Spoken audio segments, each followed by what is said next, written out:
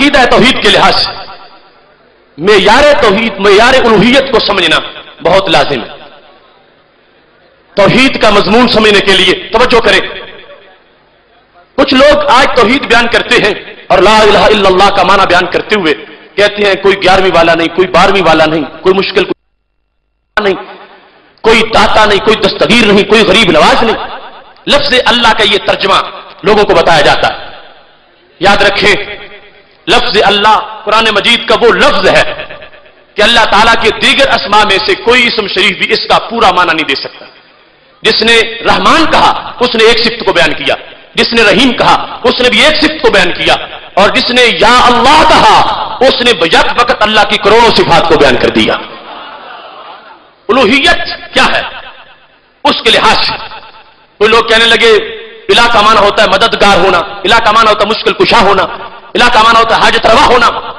میرے بھائیو، جو الوہیت ہے وہ مجازی نہیں ہو سکتی، الوہیت عطائی نہیں ہو سکتی، الوہیت ایک منٹ کے لیے بھی، ایک سیکنڈ کے لیے بھی رب کے سوا کسی کے لیے نہیں مانی جا سکتی۔ اور مددگار ہونا، مشکل کشا ہونا، حاجت روا ہونا، یہ تو مجازن اللہ کے بندوں کی بھی شان۔ ابھی میں آیات پڑھوں تو توحید کیا ہے، شرک کیا ہے، میں تعریف کر رہا ہوں۔ پورے ذخیرہ حدیث میں احکام توحید کے لحاظ سے جس بات کو ائمہ نے بیان کیا اور آیات میں جو بات موجود ہے اور امت جس پر آج تک قائم رہی ہے وہ کیا ہے؟ الاشراک اثبات الشریک فی الالوہیت بمعنی وجوب الوجود اور بمعنی استحقاق العبادہ۔ شرک یہ ہے کہ رب کی الوہیت میں رب کے ساتھ کسی کو شریک ٹھہرانا، توحید یہ ہے کہ اس کی الوہیت میں کسی کو شریک نہ ٹھہرانا۔ رب کی توحید میں الوہیت میں کسی کو شریک نہ ٹھہرانا۔ اب الوہیت کس چیز کو کہتے ہیں؟ الوہیت دو ہے چیزیں، ایک ہے واجب الوجود ہونا اور دوسرا ہے مستحق کے عبادت ہونا۔ اللہ کے سوا کوئی واجب الوجود نہیں ہے اور رب ذوالجلال کے سوا کوئی مستحق کی عبادت نہیں ہے۔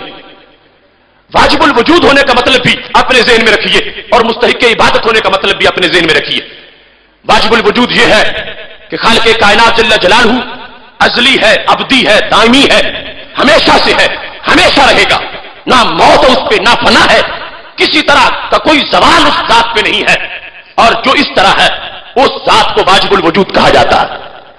ایک ہوتا ہے ممکن، جیسے ہم ہیں، ایک وقت تھا ہم نہیں تھے، اب وقت آیا ہم ہو گئے، اور پھر وقت ہوگا ہم نہیں ہوں گے، یہ ممکن ہے۔ رب کے سوا ہر چیز جو موجود ہوئی وہ ممکن، اور رب کا کوئی شریک نہیں ہے، وہ ممتنع جس کو کبھی وجود مل ہی نہیں سکتا۔ اور اللہ تعالیٰ کی ذات جو ہے یہ محض واجب الوجود ہے کہ جس کا وجود ایسا ہے جو ہمیشہ سے ہے، ہمیشہ رہے گا۔ اگر رب ذوالجلال کے سوا کسی اور ذات کو اگر کوئی بندہ واجب الوجود مانے گا تو اس نے شرک کیا۔ اللہ کے سوا کوئی واجب الوجود نہیں ہے اور اللہ کے سوا کوئی مستحق کی عبادت نہیں ہے۔ مستحق کی عبادت کے لحاظ سے بات بالکل واضح ہے، رب کے سوا کسی کو سجدہ جائز نہیں، اللہ کے سوا کسی کی عبادت جائز نہیں۔ کوئی کس طرح کی کوئی مخلوق ہو، صرف اللہ ہی معبود ہے، وہی مسجود ہے۔ خالق کائنات جل جلالہ کے سوا کسی کی عبادت جائز نہیں ہے۔ یہ ہے الوہیت کا معیار، واجب الوجود ہونا، مستحق کی عبادت ہونا۔ اس کے چند خواص ہیں، اس کے سوا بہت سی صفتیں ایسی ہیں جو میرے رب نے اپنے بندوں کو عطا فرمائی ہیں۔ خالق کائنات میں وہ پائی جاتی ہے، حقیقتاً پائی جاتی ہے، اس کے بندوں میں پائی جاتی ہے تو وہ مجازن پائی جاتی ہے۔ اس کے لحاظ سے یہ جو صفتیں ہیں، مشکل کشا ہونا، مددگار ہونا، یہ معیار الوہیت نہیں ہے۔ حقیقت میں جس کی بھی مدد کرتا رب کرتا ہے، لیکن رب ذوالجلال اپنے بندوں کو اپنی قدرت کا مظہر بنا دیتا ہے۔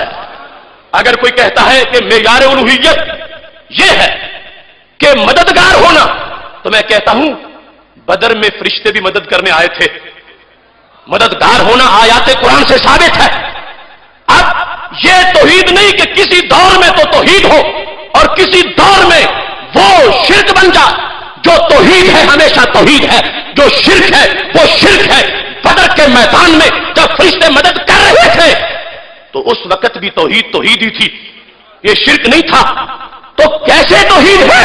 اگر معیار الوہیت مددگار ہونا ہوتا تو پھر فرشتوں کو کبھی مددگار نہ بنایا جاتا۔ چونکہ الوہیت مجازی نہیں ہوتی، الوہیت عطائی نہیں ہوتی.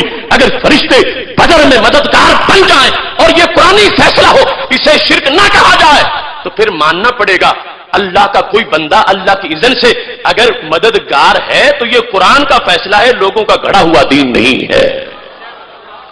اس سلسلہ میں یہ بات ذہن میں رکھیں، میرے رب کی ذات میں بھی کوئی شریک نہیں ہے اور میرے رب کی صفات میں بھی کوئی شریک نہیں ہے.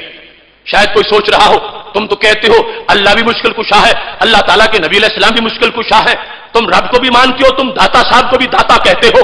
تو میں یہ بتانا چاہتا ہوں، یہی وضاحت کرنے تو ہم بیٹھے ہیں، میرے رب کی ذات میں بھی کوئی شریک نہیں اور اس کی صفات میں بھی کوئی شریک نہیں.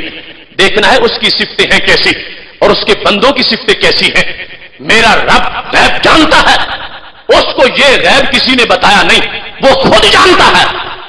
اور میرے نبی علیہ السلام جانتے ہیں تو رب کے دینے سے جانتے ہیں.